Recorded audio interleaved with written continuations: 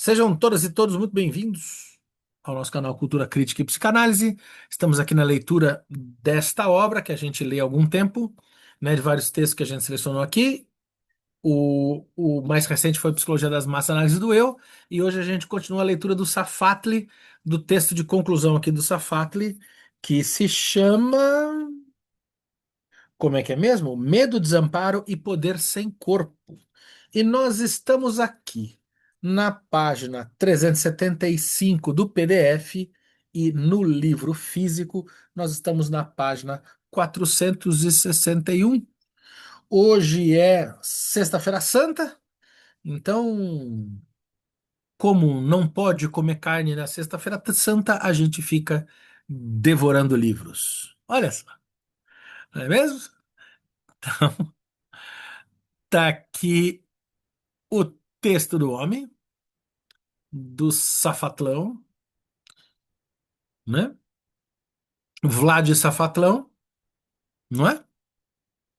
E vamos lá entender o que ele vai chamar de política do desamparo. Eita. Hum, política do desamparo. Trata-se de um topos clássico do comentário de textos freudianos insistir em certas proximidades possíveis entre Freud e proposições como essas de Hobbes.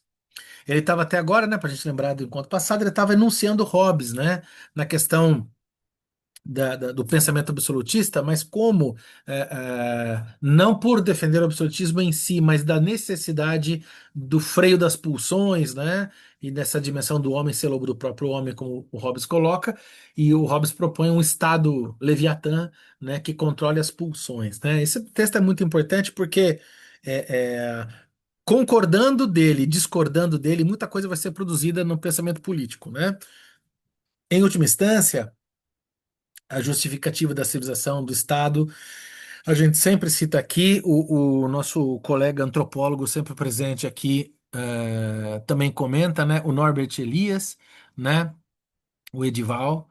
A gente sempre fala dele, de uma certa maneira, não concordando com a solução disso, mas pensando nessa dimensão de que o homem seria lobo do homem, uma vez que o homem é tomado de suas paixões e civilizar-se implica em recalcar suas paixões, né? Então, dá muito para fazer uma aproximação entre o pensamento hobbesiano e a psicanálise. Mas é óbvio que, talvez nas suas premissas, de certa maneira, não exatamente, mas de certa maneira, mas não nas suas conclusões. E é o que tudo indica, a gente vai ver aqui.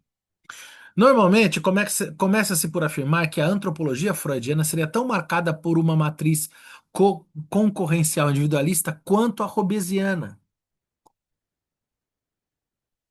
a ponto de aceitar uma figuração belicista das relações sociais em sua expressão imediata.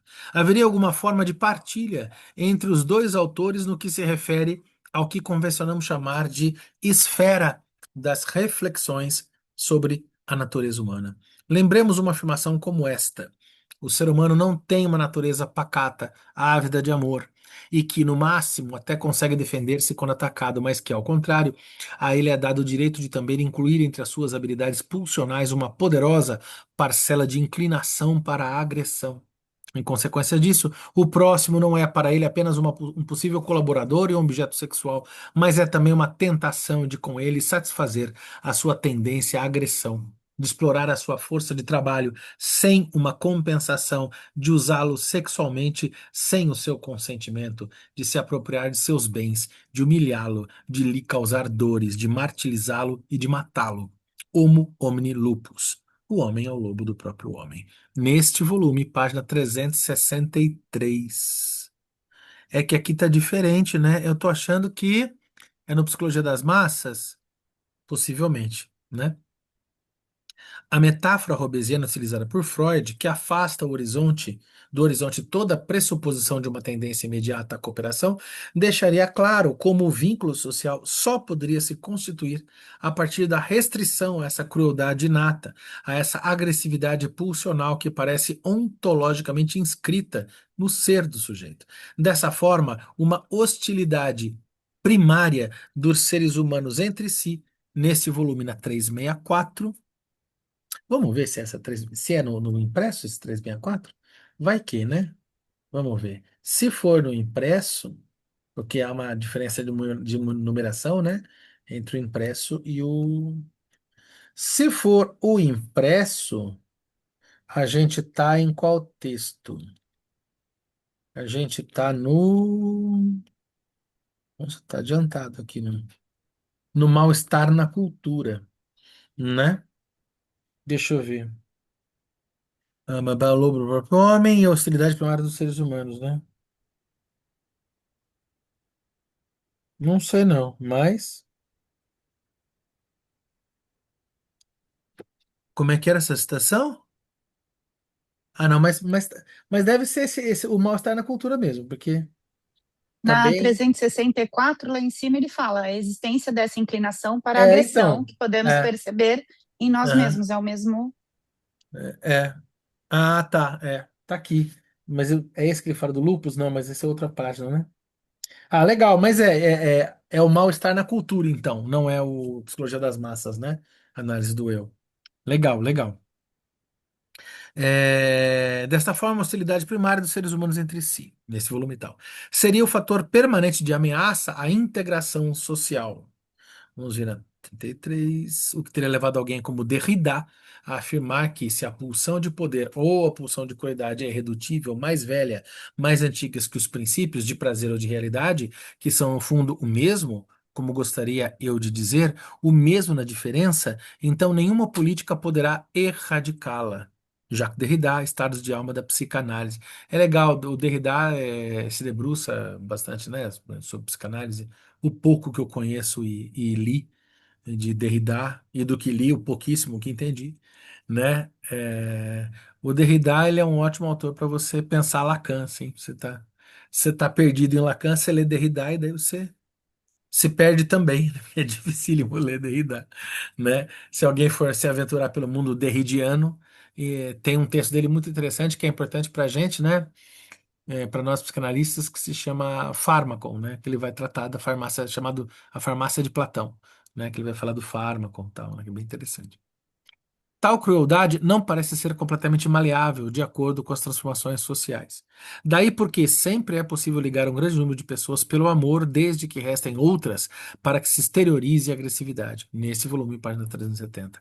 Ou seja, os vínculos cooperativos baseados no amor ou em alguma forma de intersubjetividade primária só são realmente capazes de sustentar relações sociais alargadas à condição de dar espaço à construção de diferenças intoleráveis alojadas em um exterior que será objeto contínuo de violência. Trocando em miúdos, é preciso odiar, né? Nesse mecanismo identitário, né? De nós e os outros, né? Olha como falamos no nosso contemporâneo, né? Tais vínculos de amor permitem a produção de espaços de afirmação identitária a partir de relações libidinais de identificação e investimento. Mas a constituição identitária é indissociável de uma regulação narcísica da coesão social, o que explica por que Freud fazia questão de lembrar que, depois que o apóstolo Paulo fez do amor universal pela humanidade o fundamento de sua comunidade cristã, a extrema intolerância do cristianismo contra aqueles que permaneceram de fora tornou-se uma consequência inevitável. Nesse volume 367. Não é difícil compreender como tal exterioração da agressividade, assim como toda e qualquer aceitação de restrições pulsionais, só poderá ser feita apelando ao medo como afeto político central. Medo do exterior, do poder soberano, da despossessão produzida pelo outro, ou ainda da destruição produzida por si mesmo. Ahn, É interessante, né? Como parece que muito do nosso trabalho em análise, ou como pacientes ou como analistas, vem da necessidade de trabalhar justamente isso no paciente, né? E em nós mesmos, né? A agressividade, né? A agressividade precisa ter lugar, né? A negação da agressividade gera o recalque, e o recalque, sintoma, né? Não sempre diretamente assim, mas muitas vezes, né? Então, essa coisa de que é preciso que haja agressividade, uma vez que não é possível que sejamos feitos apenas de um amor, desse amor paulino, né? Que simplesmente aceita o outro sem dialogar com isso, né? E a capacidade nossa daí um posicionamento até bastante winnicottiano, de ao invés de recusar os paradoxos, de abraçar os paradoxos. Daí que, no meu modo de pensar, no meu, tá? Ninguém precisa pular nesse abismo comigo, mas no meu modo de pensar, eu acho que a psicanálise, ela é muito diferente do que seria um trabalho de juiz. Eu acho que o analista é um péssimo julgador. Ele pode ser um ótimo analista, no sentido de dividir e buscar compreender, mas não julgar. E me parece que nessa lógica das necessidades das identificações positivas e negativas que a gente está nesse texto, me parece que por vezes justo a psicanálise, ainda mais numa lógica fulcral de redes sociais, vem se tornando espaços para julgamentos. Eu acho isso muito incômodo, porque eu acho que o analista, o trabalho do analista. Ah, mas a gente julga isso errado, não errado, julga isso certo. Olha só, a gente tem juiz na sociedade para fazer julgamento. Eu acho que ao psicanalista cabe trabalhar com certas ambivalências e paradoxos. Reconhecer ambivalências e paradoxos. Esse trabalho de julgamento, muitas vezes, na boca de muitos psicanalistas, pode levar a um certo sentimento de que nós somos a ética, nós os puros e os outros impuros. Em nome da pureza, nunca se matou tanto, né? E eu acho que a psicanálise se coloca sempre num outro lugar, por vezes incômodo, né? Um dia eu falo mais disso, mas venho pensando muito na psicanálise nas redes sociais. E eu acho que a gente vem lendo isso daqui e vem me dando várias ideias. Lembremos ainda como em Freud, o amor não aparece como fundamento para a segurança emocional, advinda do saber ser amparado pelo desejo do outro. E esse outro aqui é um outro lacaniano, né? Do grande outro, né? Antes, ele é marcado por uma consciência de vulnerabilidade expressa no sentimento constante de angústia da perda do amor. Nesse sentido, tais relações não podem servir de fundamento para a construção de alguma forma de segurança afetiva, pretensamente fundamental para a consolidação de vínculos sociais estáveis e capazes de assegurar o desenvolvimento não problemático de identidades. No entanto, se até aqui a posição freudiana parece proto-hobbesiana, há de se lembrar de uma distinção decisiva. Falta a Freud a aceitação hobbesiana da necessidade da soberania como uma espécie de contra-violência estatal legítima, que, por isso, seria instauradora do direito e da associação contratual, pois limitadora da violência desagregadora dos indivíduos. Falta a Freud um Leviatã, né? Que é o que tematiza o Hobbes, né? Ao contrário, se Freud é atento ao mal-estar na cultura, é por saber que a crueldade entre indivíduos tende a ser repetida pela crueldade da pretensa contra-violência soberana. A limitação da violência desagregadora dos indivíduos não é, no seu caso, legitimada como condição necessária para o aparecimento de algo semelhante a um espaço político que não se dissolverá em guerra de todos contra todos, pois garantido pela submissão integral a um poder soberano comum. A submissão a tal poder é uma tarefa impossível devido ao excesso irredutível de violência que a vida pulsional representa a toda a ordem social que procure integrá-la. É como se, às vezes eu acho que é essa uma questão, até tendo a ver com o que eu estava dizendo antes, da questão da psicanálise, das redes sociais e tal. Eu não sei se a psicanálise é apaziguadora. por vezes, uma certa busca por justiça, uma necessidade de julgamento, né? Essa postura tão comum nas redes sociais de nós contra os outros e dessa coisa de vamos julgar, dizer e cancelar ou não pessoas e tal. Eu até esses dias ouvi e fiquei meio preocupado. Ó, não fiquei preocupado, né? Porque achei horroroso, né? Eu ouvi alguém se dizendo influencer de psicanálise. E eu, sinceramente, acho que não é possível conjugar uma mesma sentença influencer e psicanálise. Eu acho que o analista influencer não é analista. Ponto. Na minha opinião, tá? Mas se o sujeito acha que é, eu discordo, mas quem sou eu na fila do pão? Sou só alguém na fila do pão. Mas me parece que a psicanálise não tem solução. Ela deixa a chaga aberta, sabe? Aquela coisa assim de que, mas qual é a solução? Aí a resposta do psicanalista é, então. Ficamos por aqui hoje. Mas e a nossa agressividade? Como é que a gente resolve? Então, como é que a gente resolve? Sabe? Eu acho que a psicanálise é mais isso do que essa coisa de que resolvemos esse problema. Eu acho que a psicanálise ela tem essa função de deixar aberto, de falar, olha, e aí? Né? Como a gente faz deliciosamente com os nossos pacientes, né? Que eu acho que todo momento chega uma hora que o analista fala para os pacientes, a gente escuta isso quando está em análise, né? A gente escuta assim e a gente fala, né?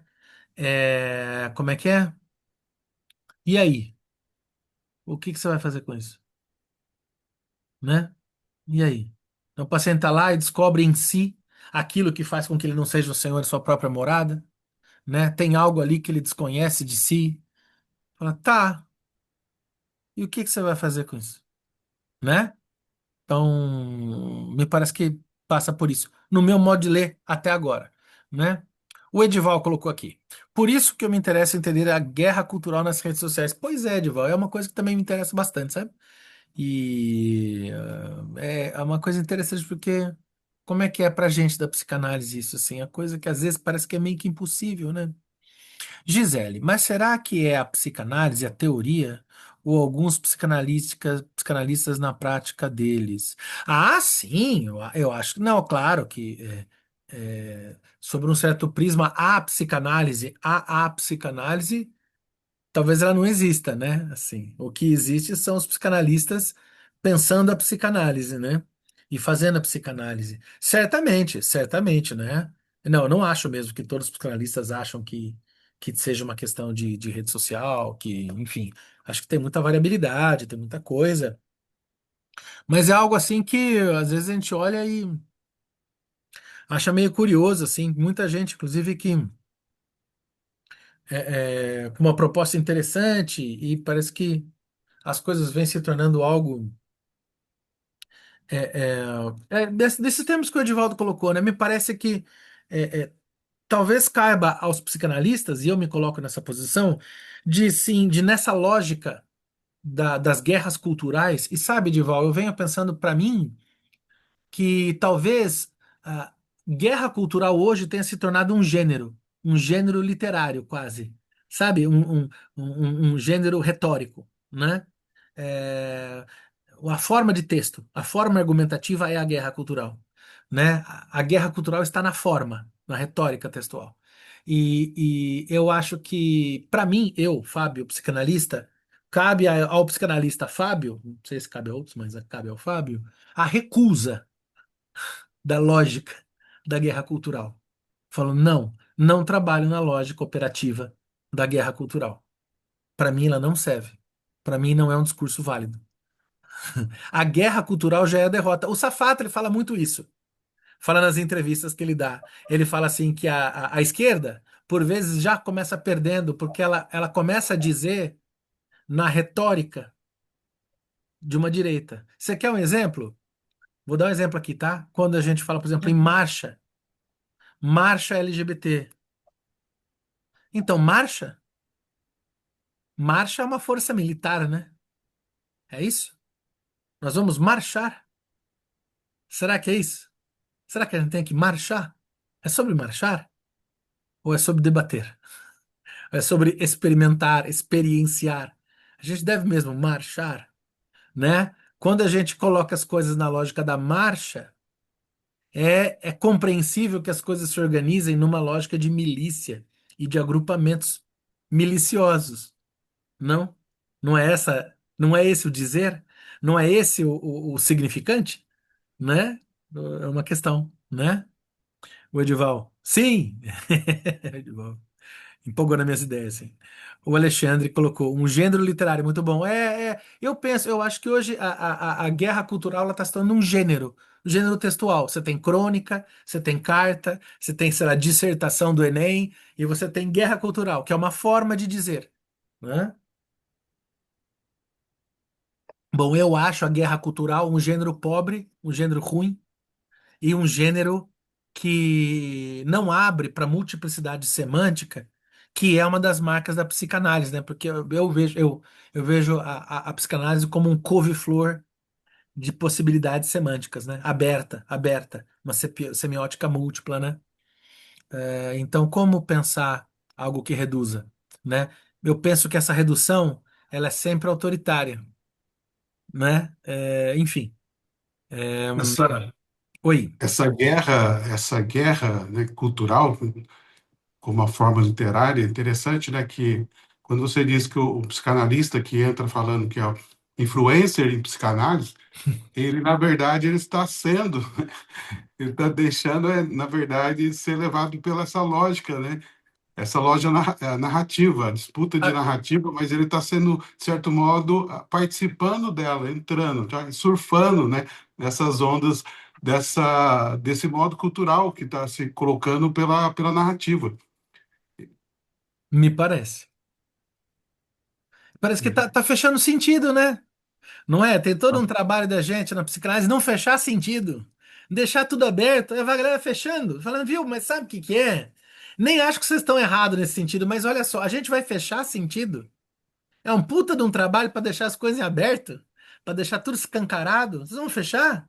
Puta merda. Então, discurso do mestre, como diz o Lacan, É por esse é o aí. problema aqui, né? Eu Eu acho, peguei aqui né?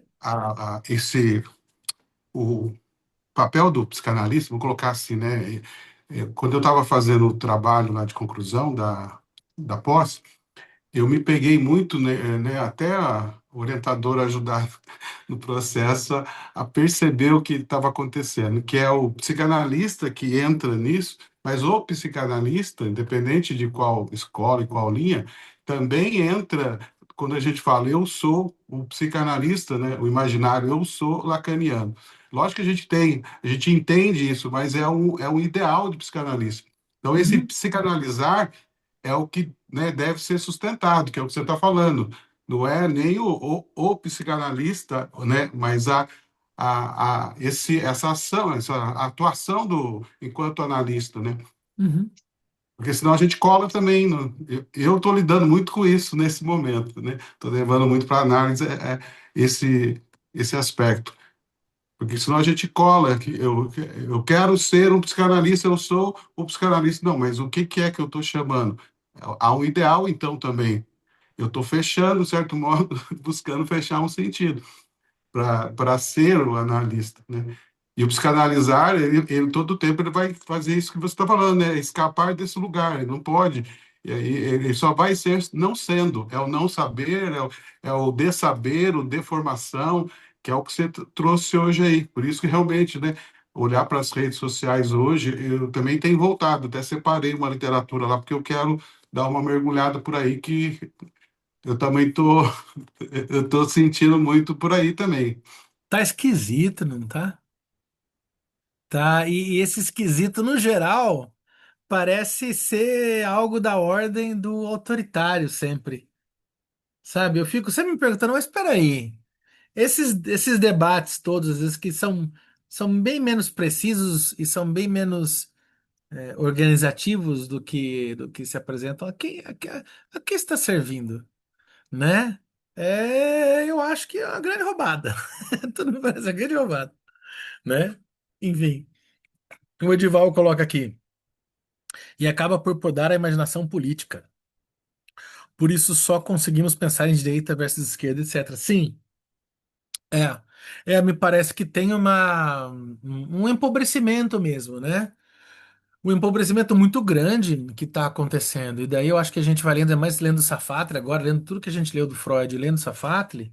Nossa, como a coisa, né? Como Será que o destino das redes sociais é tweetizar-se? Tudo vai virar um grande Twitter? Eu não sei, né? Vamos lá. A submissão a tal poder é uma tarefa impossível. Eu cheguei aqui, né? Vou voltar aqui, que estou em dúvida. Ao contrário, se Freud é atento ao mostrar na cultura, por saber que a crueldade dos indivíduos tende a ser repetida pela crueldade da pretensa contra-violência soberana. A limitação da violência desagregadora dos indivíduos não é, no seu caso, legitimada como condição necessária para o aparecimento de algo semelhante a um espaço político que não se dissolverá em guerra de todos contra todos, pois garantido pela submissão integral a um poder soberano comum. A submissão ao tal poder é uma tarefa impossível, devido ao excesso irredutível de violência que a vida pulsional representa a toda a ordem social que procure integrá-la. Não é possível uma solução, né? Não é possível uma redução, né? Daí a afirmação importante de Mladen Dollar que ouvi falar.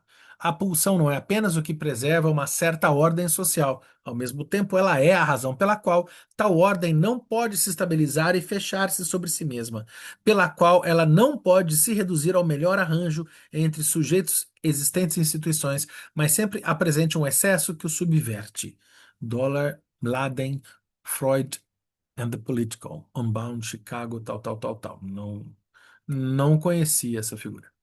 Nesse ponto, Freud poderia parecer prisioneiro de um certo núcleo metafísico da política, presente nessa forma de radicalizar a irredutibilidade da violência como constante antropológica. Podemos falar em núcleo metafísico, porque a violência irredutível das relações interpessoais, além de ser elevada a paradigma intransponível do político, tal como em Hobbes, pareceria fadada a só se realizar em uma forma, a saber, como experiência da vulnerabilidade diante da agressividade vinda do outro.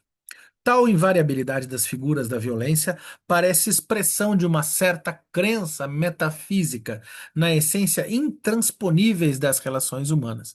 No entanto, essa aparência de aprisionamento é um erro. Sem desconsiderar os vínculos entre antropologia e política, Freud acaba por desconstruir a sobreposição metafísica entre violência e agressividade, com sua base afetiva soldada no fogo do medo. Há uma gramática ampla da violência a partir de Freud, que não se conjuga apenas como agressividade contra o outro, mas pode aparecer também de forma mais produtiva como desagregação do eu, enquanto unidade rígida, como despersonalização, enquanto modo de destituição subjetiva, como despossessão nas relações intersubjetivas entre outros, como ser em Aristóteles. A violência se dirá de várias formas, terá várias determinações afetivas e se inscreverá socialmente de modos variados. Hum.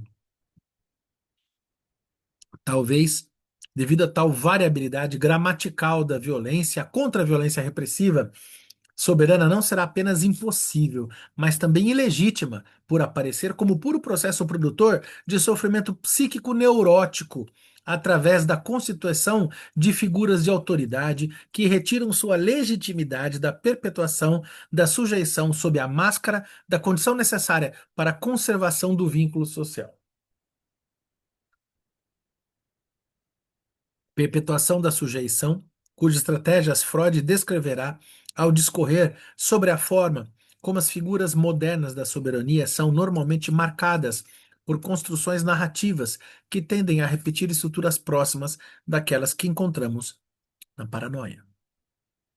Olha só, fazer uma outra observação aqui, um assunto bastante lateral, mas que é suscitado aqui nesse texto do Safatli, que eu achei interessante. Recentemente a gente teve um longo debate, vem tendo um longo debate, daqui a pouco ele volta, porque ele sempre voltou e eu acho que ele é quase um eterno retorno, né? Que é a questão da graduação em psicanálise. Esse texto aqui do Safatli seria uma resposta possível, né? A psicanálise, ela precisa ser absolutamente leiga, no modo que o Freud a concebe. Daí que ela não está restrita à psicologia, daí que ela não está restrita à psiquiatria, daí que ela não está restrita à medicina, daí que ela não impede do engenheiro ser psicanalista, né? Daí que a psicanálise não se coloca sob os auspícios do Estado, né? No sentido de uma laicidade, assim, ela precisa ser um corpo vivo, né? Um corpo autônomo, de autogestionário que organiza a si nesse sentido, né, como um agrupamento de pessoas, né, criticando a si mesmo, se contrapondo, debatendo, né, nesta possibilidade ampla, né? Daí essa impossibilidade de uma graduação em psicanálise, né? Essa é uma das respostas. A outra também, porque, bom, ser psicanalista, uma das coisas pressupõe ter passado por um longo ou algum bom processo de análise durante alguns anos para que o sujeito possa, tendo feito a sua, de certa maneira, uma possível retificação, uma integração subjetiva, possa dar conta de, porque percorreu seus próprios caminhos das pedras, ajudar outros a fazer esse percurso, o seu próprio percurso, né? E isso não se dá no curso de graduação, não é fazendo X disciplinas que vai fazer com que alguém seja analista, né? Daí é preciso que esse sujeito sustente o lugar do analista. E para quem aqui pratica psicanálise sabe que é uma sacanagem, porque a gente não é assim, eu sou psicanalista e tá bom. Não. Todos os dias a gente tem que se autorizar psicanalista. E várias vezes a gente duvida e fala, nossa, será? Né? Fala, mas é isso que eu tô fazendo. Puta merda. Acho até que não sei mais ser outra coisa, né? E às vezes fala, pois é, uma vez que a gente passa pela porta, a gente nunca mais é a mesma pessoa. A gente que passa pela porta aí de novo. A gente nunca desvê mais aquilo, né? E é esse lugar, né? Daí que formação, um estado reconhecido pelo MEC, diploma, essas coisas nunca vão dizer do analista, né? É uma coisa muito lateral do que está falando aqui, mas eu acho que é uma coisa meio pragmática de um certo debate contemporâneo, né? Que andou rolando. O que não quer dizer que a pessoa não possa fazer uma graduação, tá? E sei lá, não possa ter um diploma, sei lá, de estudos psicanalíticos. Legal. De uma certa maneira, para quem como eu veio da teoria literária, e nós não somos tão poucos assim, queria lembrar, por exemplo, que André Green veio da teoria literária também, né? É engraçado, porque é a mesma coisa, né? A gente, não é porque a gente fez um mestrado em literatura, um doutorado em literatura, que a gente é literato, né? A gente é crítico literário, a gente é teórico da literatura. O que não quer dizer que a gente é romancista. Eu nunca escrevi um romance. Né? E eu tenho vários amigos que são romancistas e não fizeram doutorado em literatura, né? Camões nunca fez curso de poesia, né? Certo? Fernando Pessoa não se formou em letras, certo? Então, né? É mais ou menos parecido, né? Para o sujeito ser um literato, ele não precisa fazer letras, né? Agora ele pode fazer letras e ser um literato, tudo bem, né? Talvez seja um pouco isso, né? Tem essa questão. Enfim, continuando. Por isso, é difícil aceitar certa leitura corrente que conclui ser simplesmente impossível uma política emancipatória a partir de Freud, assim como seria, na verdade, impossível toda e qualquer política que não se reduzisse à simples gestão do medo social. Tal conclusão não é inelutável. Para qualificar melhor o debate, precisamos nos perguntar se é possível para Freud desenvolver formas de vínculos sociais não baseados no medo como afeto central. O pulo do gato aqui. É neste ponto que devemos introduzir reflexões sobre o desamparo como modo específico de vulnerabilidade. Gostaria de mostrar como há uma experiência política que se constitui a partir da circulação do desamparo e como tal circulação fornece uma via renovada para pensarmos o político. Na verdade, Freud pode nos mostrar como uma política realmente emancipatória, de certa forma, funda-se na capacidade de fazer circular socialmente a experiência de desamparo e sua violência específica, e não de construir fantasias que nos defendam dela. Anotou, gente? Anota, viu? Eu acho assim, vocês estão sem ideia para tatuagem? Tá aí. Eu acho. Eu acho assim, sabe, tatua. Eu acho que a gente tinha que tatuar isso na testa. Ir de trás para frente, que é para ler no espelho de manhã. Na verdade, Freud pode nos mostrar como uma política realmente emancipatória. de certa forma, funda-se na capacidade de fazer circular socialmente a experiência de desamparo e sua violência específica, e não de construir fantasias que nos defendam dela. Por que não podemos construir fantasias que nos defendam do desamparo? Sabe por quê? Porque nada nunca vai nos defender do desamparo. Porque a nossa condição humana é o desamparo e não absolutamente nada que a gente possa fazer diante disso. E isso é doloroso demais, né? A gente dói lembrar isso, mas é verdade. Nós somos completamente desamparados, né? Aproveitar que estamos no clima de Páscoa, queria lembrar aos cristãos mais devotos que lá foi no esse episódio, se não me engano, é chamado Getsemane. Olha lá, um ateu dando aula de cristianismo. Momento cristão. Tem aquele momento que o JC, vocês conhecem JC, não preciso explicar quem que é, né? Aquele cara, o JC, que comemora aí um aniversário muito louco aí no domingo, né? Uma renovação, etc e tal. JC olha para cima, sabendo que o bicho vai pegar, e fala assim: "Pô, pai, por que me abandonaste?" Então, olha só, cristãos, para com essa de achar que Deus vai proteger você, porque até o filho dele ele abandonou. Só. Aí eu fui mal, né? Tá bom, mas vamos lá, né?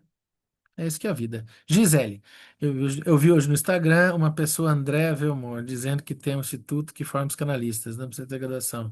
Basta o segundo grau e que o curso de psicanálise é ótimo para o conhecimento que vai fazer a formação de quem vai fazer a formação se formar analista. Nesse caso, qual a postura mais ética de quem faz sua própria formação, primando relacionados pessoal, supervisão e aprofundamento teórico? Olha só. A Andrea Velmor é uma psicanalista, né? E eu acho que eu discordo demais das, das, das posturas e dos posicionamentos da Andrea Velmor. Eu acho, se é quem eu tô, eu acho que eu tô pensando que ela tá bastante em moda, parece um monte de podcast aí. Eu não acho que podcast é suficiente para legitimar ninguém a coisa nenhuma. Microfone bonito, você compra, tá? Não é caro. Tem um aqui, ó, é ótimo, tá? E isso não faz ninguém melhor que ninguém. Se não me engano, esse daqui foi 350, tá? Não é tão caro assim.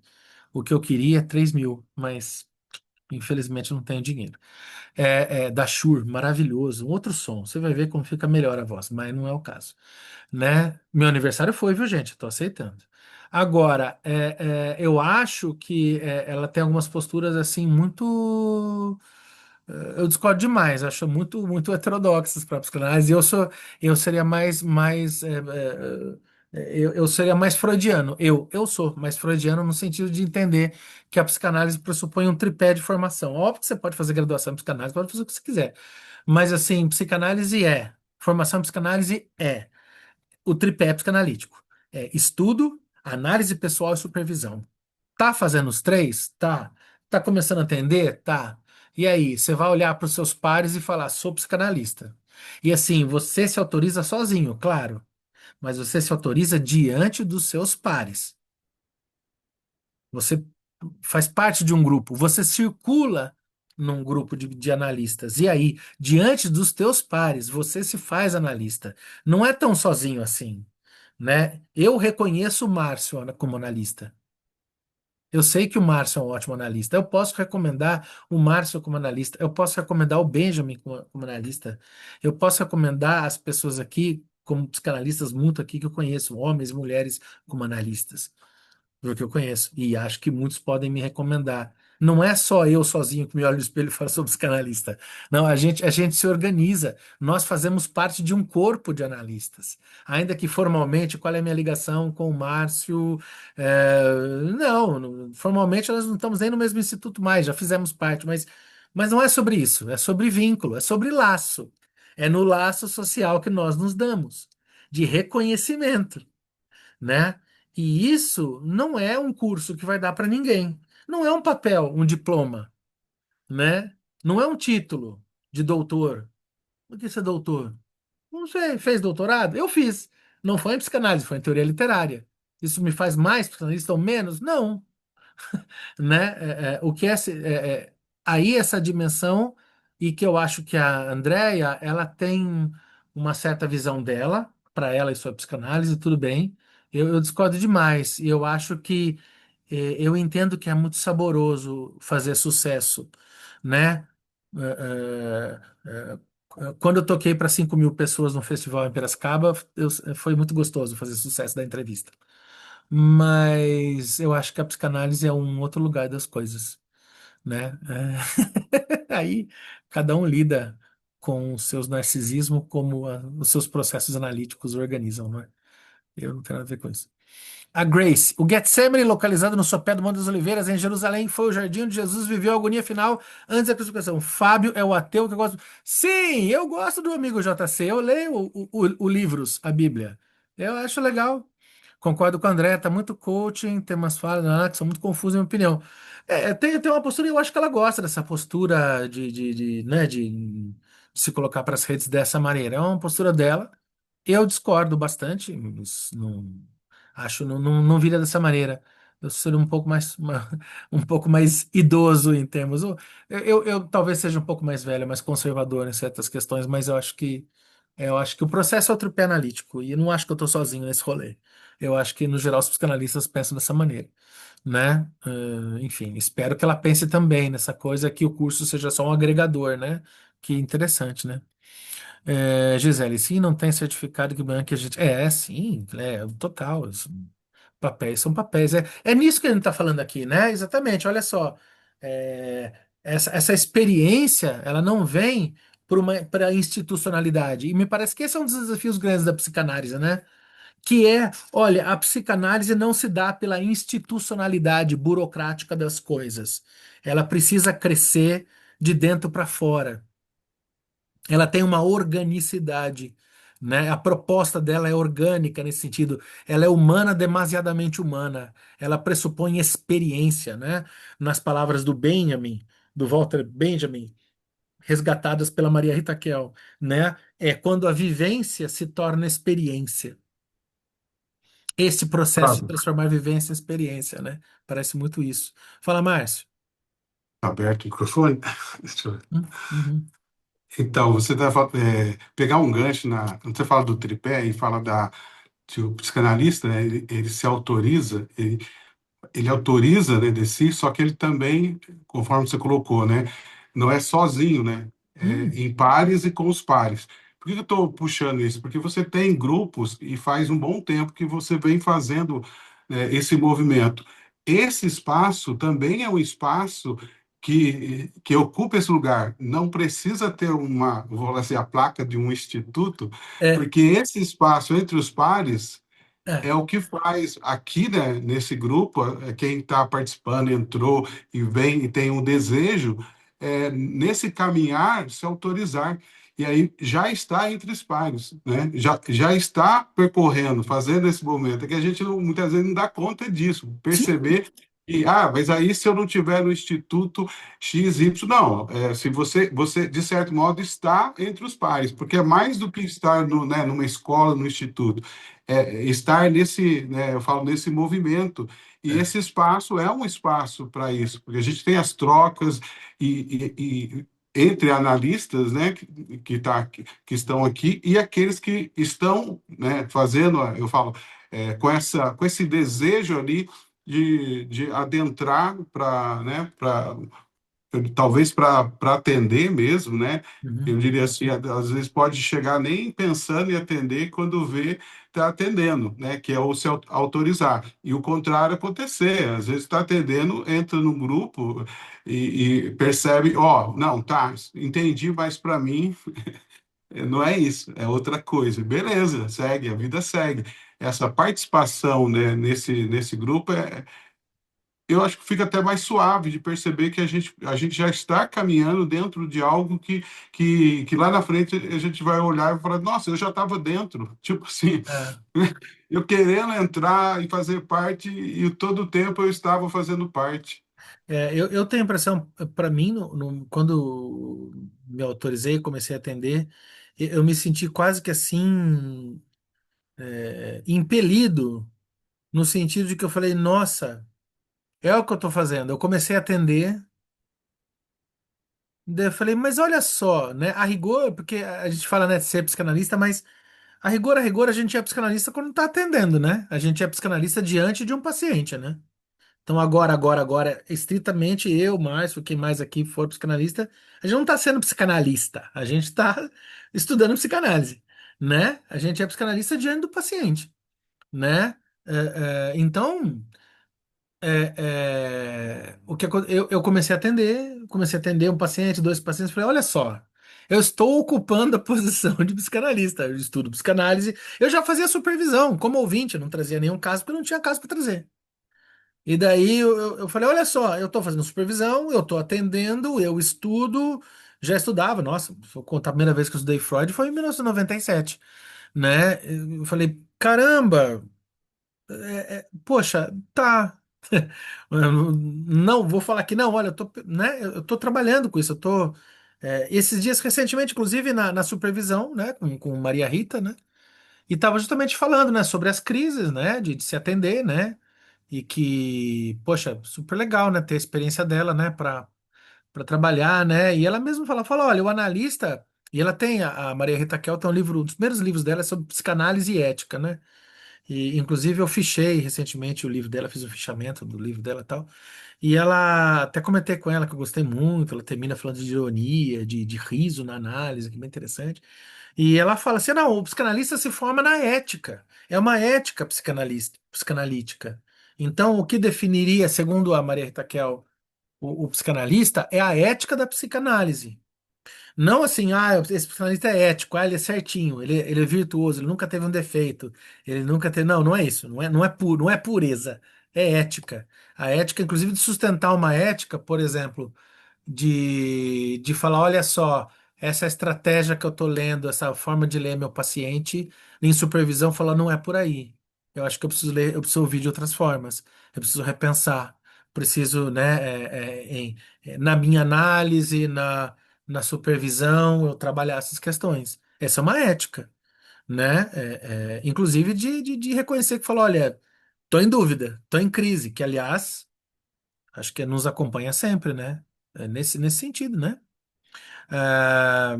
Que a Grace colocou aqui no grupo, o problema é que ela está, né, a psicanalista aí no caso, contagiando uma galera, né, pela fala mais prática. Pode ser, talvez me pareça algo muito, muito ágil, né? E é uma dificuldade contemporânea, na internet veio as redes sociais para facilitar mesmo o encontro das pessoas e tal. Bom, a gente precisa também saber onde é que tá o não, né? Precisa lidar com a castração, né? E aí? Óbvio que a gente pode fazer uma formação muito online. A minha formação é muito online, por exemplo. Mas e aí? Né? Onde é que está a nossa ética? É uma pergunta que a gente está sempre se fazendo. Onde é que está a ética da psicanálise, né? Porque ética não é moral, né? Ética é viva. Então, a gente está sempre se perguntando. E eu não sou ninguém para dizer para a colega lá que ela está fazendo psicanálise, está fazendo menos psicanálise, porque, como eu disse aqui no começo, eu não sou juiz, né? Se existe um juiz de psicanálise, não sou eu. O que eu digo da colega é que respeito o trabalho dela, mas eu discordo bastante de muitas das posturas, dos posicionamentos, mas que talvez ela mesma tenha dito ali no calor de entrevista ali, talvez repensando, nem ela se posicionou dessa maneira. Acho que é que sempre se ouvia as pessoas, né? Muita coisa que eu ouvi eu não curti, mas também de repente eu só não gostei também, né? Mas eu acho que isso que o Márcio estava falando é muito importante, né? Sobre essa questão do processo de formação. Esse daqui é um espaço que é óbvio que a gente espera que as pessoas que aqui estejam, mesmo quem esteja ouvindo mesmo gravado e tal, que seja um espaço que contribua para a formação das pessoas. Ninguém que vai fazer parte dos nossos encontros de sexta-feira fala, eu virei psicanalista porque às sextas-feiras eu leio o Freud com o Fábio e a galera. Não, não é isso. Mas olha só, eu me tornei psicanalista e também me alimentei de psicanálise no meu processo de formação As sextas-feiras lendo Freud com o Fábio, com a Thelma, com a Vivi, com, né? Ó, que legal, que honra, que massa. É sobre isso. É sobre isso, né? Que Tem, legal participar da formação das pessoas, né? É sobre isso. tem tem um detalhe aí, quando você fala de não ser juiz, que a gente aprende sobre ética da psicanálise desse modo. Você, por exemplo, esse olhar sobre a rede, de ser juiz, de olhar, quando você entrou falando sobre isso hoje, você, de certo modo, está ensinando sobre o que é ética da psicanálise. Eu acho. Ali porque é pautado na ética que você tem esse olhar. Senão não olharia desse modo. Talvez, né, é a partir daí. E assim a gente aprende sobre a ética da psicanálise desse modo. É quando ela está acontecendo, né, nesse movimento. Então, o que acontece na clínica, né, e você falando da rede, esse olhar para a rede é um olhar psicanalista, até que é onde a gente se colocou hoje, né? Como É, que a gente está olhando as redes? A Gisele tocou no assunto, daí acho que foi a Vivi, né, que tocou. É por aí. Por que que a gente está mobilizado? Porque existe já, eu falo assim, a ética, a música não da psicanálise, né? é, Na ética tá presente nesse grupo aqui, ela está cada vez mais seus aquele o barulho dela, né? Tá se fazendo ouvir. A hora que você eu acho. pauta e coloca, e aí você vê que gira, que a gente começa a Ah, fazer o movimento e um vai falando e tal. Não está no lugar do mestre, embora seja um espaço de formação, o tempo todo está e desliza. O que faz esse grupo aqui cada vez mais ter esse lugar que eu estou falando, um lugar entre pares para isso. e eu acho assim, até essa postura de da gente também, eu tenho muito cuidado com isso, acho que da gente realmente se colocar nesse lugar do mestre, né? De julgar o outro e falar isso não é psicanálise. Eu sou um pouco crítico disso. Eu tive, vou abrir aqui uma experiência pessoal, assim. Eu quando comecei a atender psicanaliticamente, eu trabalhava, tinha com uma psicanalista que num primeiro momento me acolheu e naquele momento ali eu comecei a atender, eu estava estudando, já estudava, já conhecia psicanálise, como eu falei, literalmente conheço psicanálise desde o século passado, quando comecei a estudar psicologia, fazia faculdade de psicologia, não me formei psicólogo, mas enfim, sempre vim, fiz análise, anos e tal. E daí no começo eu comecei a atender, aí eu me autorizei e eu tive, infelizmente, uma profissional que se opôs à minha autorização, foi muito rude, foi muito superegóica, né? Eu fazia análise, eu levei para análise essa questão e assim bateu muito pesado para mim, foi muito cruel. E eu me lembro que eu tive que sustentar e daí eu tive pessoas que estavam ao meu lado e foi muito importante para mim. E, poxa, imagina, eu já era, enfim, eu já tinha anos de análise, assim, tinha uma erudição, inclusive em psicanálise, e eu sei como é você ser, alguém chegar com um discurso de mestre e falar, você não pode ser analista.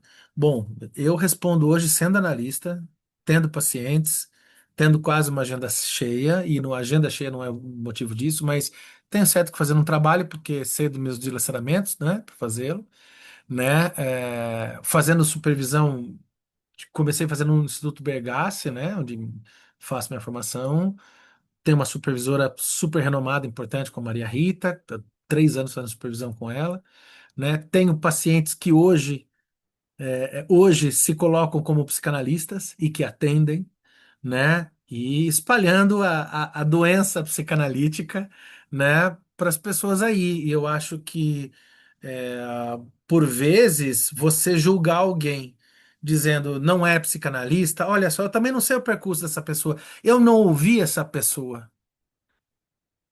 porque eu, como psicanalista, eu ouço. Eu não devo julgar ninguém. E ainda por cima eu vou julgar sem ter ouvido essa pessoa. Então, assim, essa colega que nós dizemos aqui, que óbvio que nós podemos e devemos fazer crítica, eu não a ouvi. Ela nunca disse nada a mim. Não sou eu que vou dizer quem ela não é. Posso dizer que algumas ideias que eu vi, outras achei bem interessantes. Gosto dessa oralidade com qual ela traz a psicanálise. Ela tem uma coisa quase que rústica, né? Uma pegada desbocada. Eu gosto, eu faço isso também. Eu acho bem interessante essa oralidade com que ela faz, essa paixão. Acho que isso é muito valoroso. Mas por vezes eu fico temeroso com certas agilidades retóricas que são próprias das redes sociais. E não me agrada tanto, mas bom, talvez só não me agrade mesmo. E acho que é bom a gente levantar lebres, sem ter que desqualificar as pessoas. Acho que a gente tem sempre que tomar muito cuidado em desqualificar. E curiosamente, pessoas que por vezes estão no nosso campo, né? O que que a gente ganha desqualificando um colega?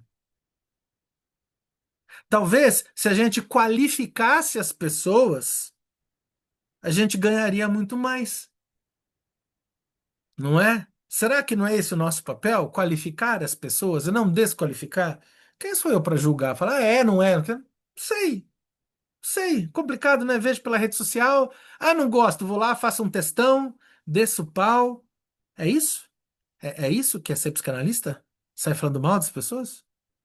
Bom, então, então psicanálise não é nada. Não seria nada, né?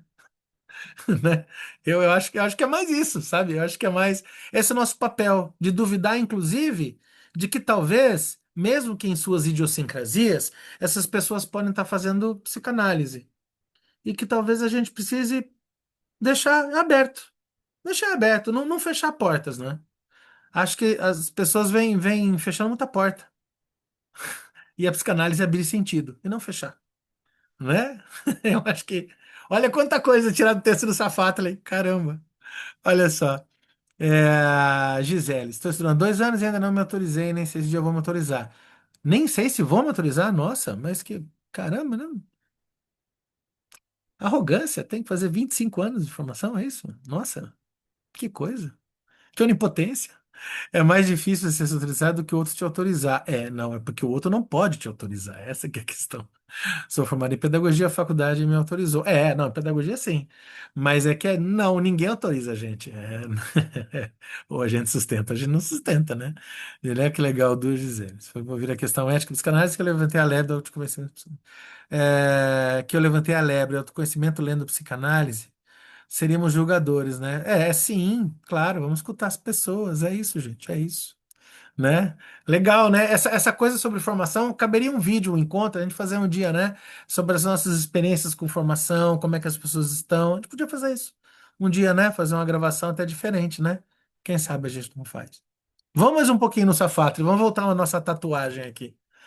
Na verdade, momento tatuagem. Freud é lá. Pra vocês fazerem no Instagram, como é que chama? Canva? Põe no Canva, né? Na verdade, Freud pode nos mostrar. Eu vou fazer, hein? Vocês vão ver. Eu vou marcar vocês no Instagram.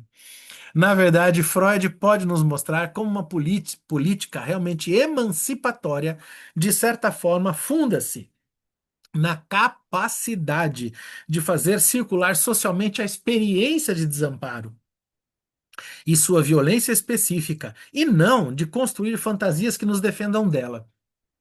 Sabe outra coisa que é bem legal que a gente tira, que eu acho que dá para tirar daqui? É que olha que legal, a experiência emancipatória da psicanálise não é o tamponamento do desamparo, não é a fuga do desamparo. Muito pelo contrário, é a capacidade que a gente tem de abraçar o desamparo. Isso, para mim, me tem um cheirinho de Friedrich Nietzsche aí. Quando Nietzsche fala do eterno retorno. Se o demônio chegasse para você e falasse, você viveria a sua vida com todas as mesmas mazelas e desgraças, mesmos problemas e doces, e a sua vida se repetisse eternamente, eternamente, sem cessar, você faria o quê? Você correria e diria para o demônio: não, não, me poupe? Ou você diria: dá-me mais vida, porque é esta vida que eu quero. Se você for capaz de garantir no olho do demônio que você sustenta a vida com suas infinitas dores, sim, você pode ser o além do homem, o Ubermensch nietzschiano. É esse lugar, me parece, dessa dimensão.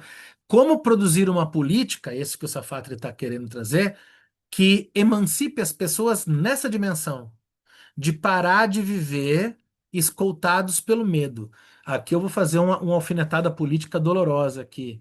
Ou seja, porque enquanto houver medo, enquanto houver a recusa do desamparo, vai haver Nicolas Ferreira. É isso. Pois a política pode ser pensada enquanto prática que permite ao desamparo aparecer como fundamento de produtividade de novas formas sociais. Olha lá, Thelma, suscitando a sua leitura para dar corpo ao impossível, às novas formas sociais, né? Na medida em que impede sua conversão em medo social e que nos abre para acontecimentos que não sabemos ainda como experimentar. Aí eu vou fazer uma provocação comunista. É o Gramsci que fala, né? O tempo velho se foi e o novo ainda não surgiu, né? A gente precisa fazer com que o novo surja, né? As coisas que não existem precisam ser inventadas, né? Esse trecho, novas formas sociais, lógico que a Gisele vai, que ela vai ter que colocar mais livro lá na listinha dela, né? É. Porque o Safatli, né? Eu leio muito o Safatli, né? Uhum.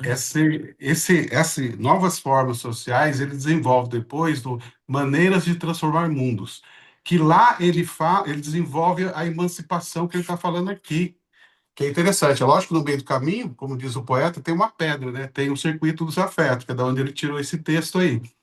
Aliás, a editora colocou, né, esse texto tirado de lá. É interessante porque ele vai aprofundar isso que você está colocando aqui. O que, que é, a emancipação? Lógico que ele vai confrontar com Lacan, né? Porque é o que a teoria que ele tem como base. Vale a pena, talvez, até ler esse livro, né? Fazer uma leitura conjunta desse livro aí. Mas aí é coisa para a gente deixar. Talvez a pegada mais lacaniana mexe muito comigo, então É, claro. eu já estou visualizando, né? Avançar por esse Eu, caminho. claro, eu gosto muito mais de alguns lacanianos do que do Lacan propriamente dito. Inclusive o Safatli é um, o Dunker, é claro, e o Zizek, né? O Zizek, aí, Thelma. Zizek, hein, Thelma? Aliás, como ler Lacan do Zizek, né? Poxa, o Zizek é sensacional. O Zizek vale muito a pena. Recomendo demais aí. Porque fica tranquilo, a gente não vai ler tudo que a gente quer, não. A gente vai comprando, depois a gente deixa de herança para as bibliotecas públicas aí. Fica tranquila. Deixa eu só ver no chat aqui. O Alexandre colocou, né? Enquanto houver medo, haverá esperanças vãs. É esse o rolê aí, cara. É esse o rolê mesmo, né? Como experimentar? Essa é uma maneira possível de lembrar que a política não pode ser reduzida a uma mera gestão do serviço dos bens, ou mesmo de reiteração de teleologias históricas assentadas no necessitarismo do que está previamente assegurado, mas é, na sua determinação essencial, prática de confrontação com acontecimentos que desorientam a aesteses do tempo e do espaço, assim como o caráter regular das normas e dos lugares a serem ocupados.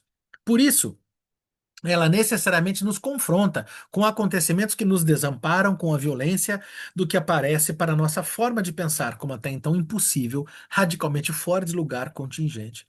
Toda ação política é inicialmente uma ação de desabamento, e só pessoas desamparadas são capazes de agir politicamente. Como gostaria de mostrar na última parte deste livro, sujeitos políticos só se constituem a partir da internalização de tais desabamentos. É legal, né? A psicanálise é uma espécie de derrota, né? Daí que a psicanálise é anti-coach, no meu modo de entender, porque o coach é aquela coisa, seja o melhor de si. Não, não, não, não seja melhor, não seja melhor.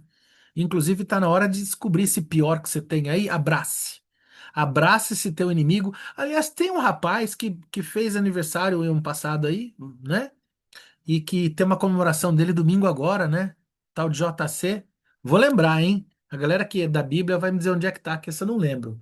Como é que ele fala? Como é que é?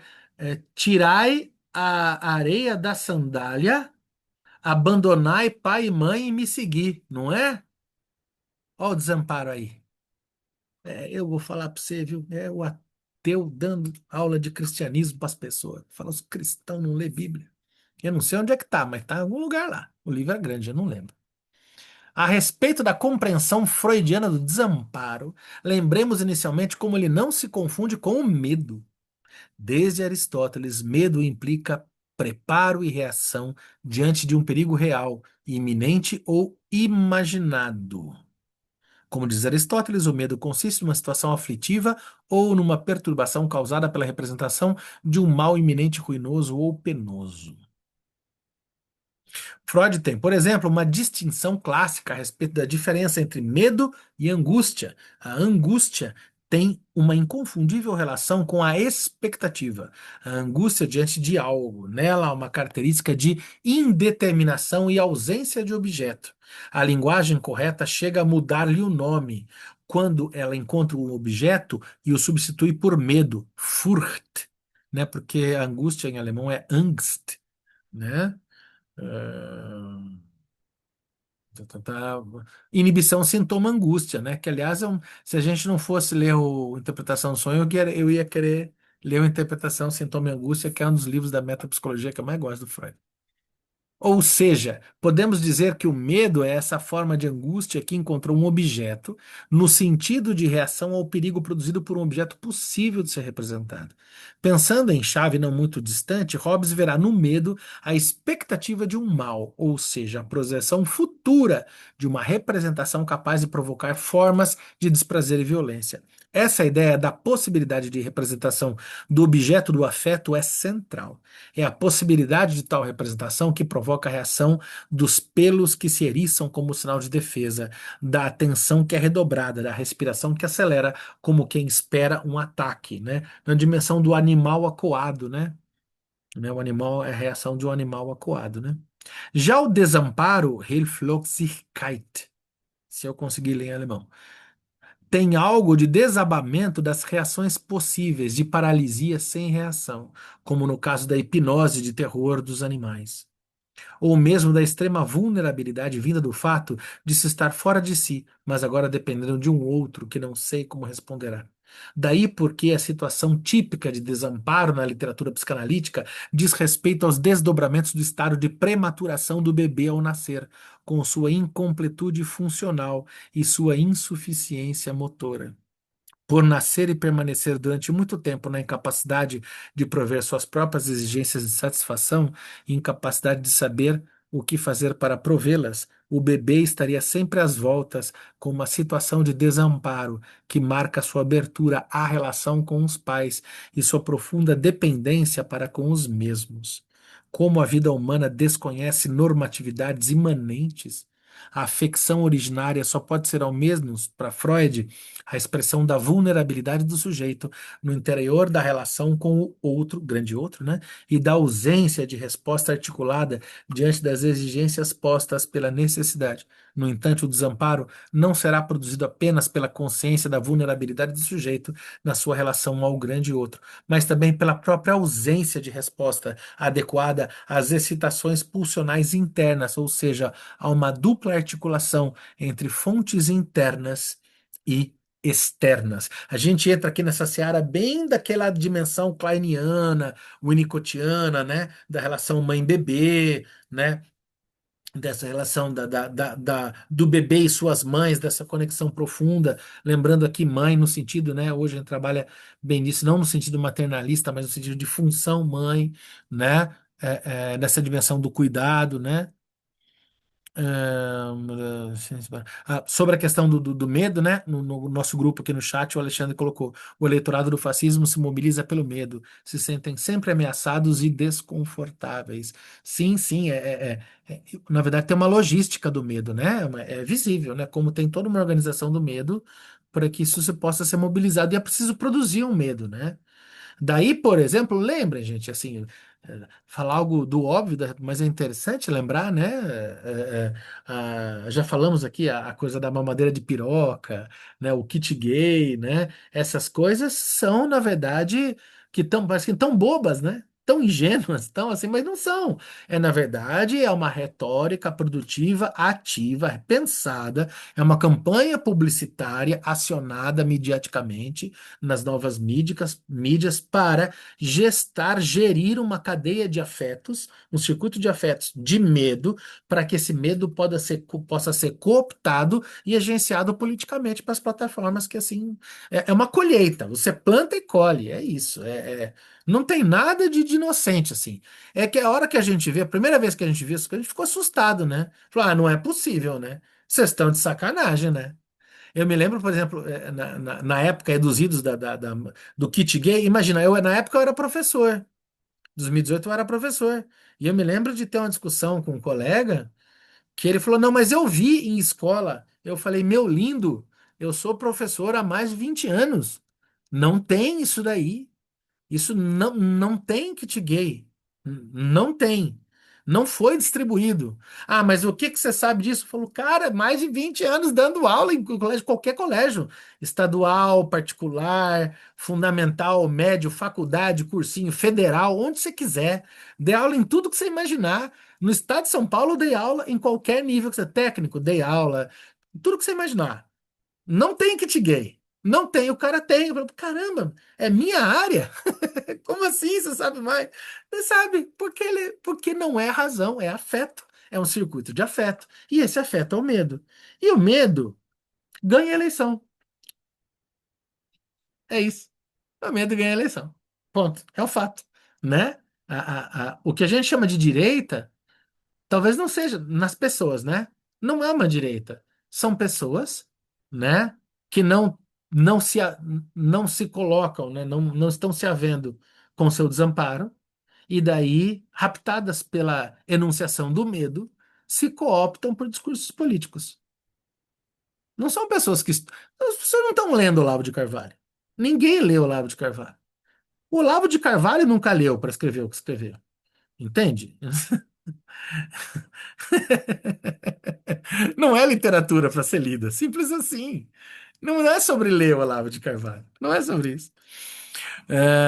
O Alexandre, e nós nos sentiríamos confortáveis com o quê? Eles produzem ameaças fantasmagóricas, mas há muitas mais reais para nós, não? Não sei o que você está chamando de nós aí, Alexandre. Quem nós? Você está falando da esquerda, os psicanalistas, os setores progressistas.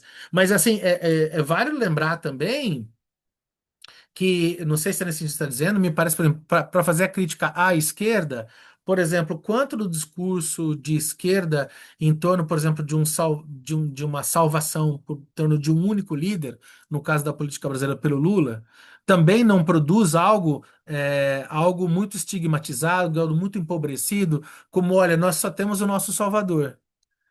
E isso nos impede, por exemplo, de sermos criativos, de pensar, né, novas formas de esquerda, novas potencialidades, né? Também, até um discurso do medo. Ah, olha só, tem que votar nesse candidato, senão o outro volta. Então, em certos momentos tem essa questão, mas por que será que a esquerda também não se acomode tanto em certas retóricas empobrecidas e não se permita ver outras possibilidades dentro do seu próprio campo?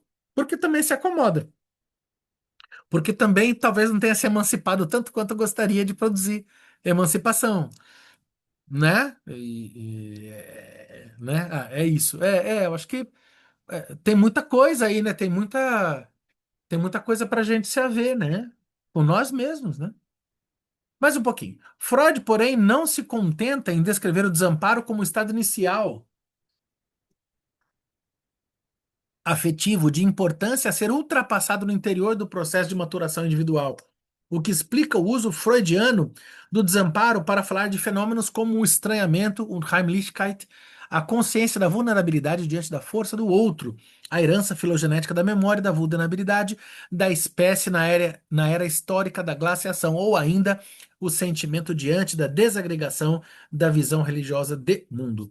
Paulatinamente fica claro como o desamparo passa da condição de dado biológico originário para uma dimensão essencial própria ao funcionamento psíquico.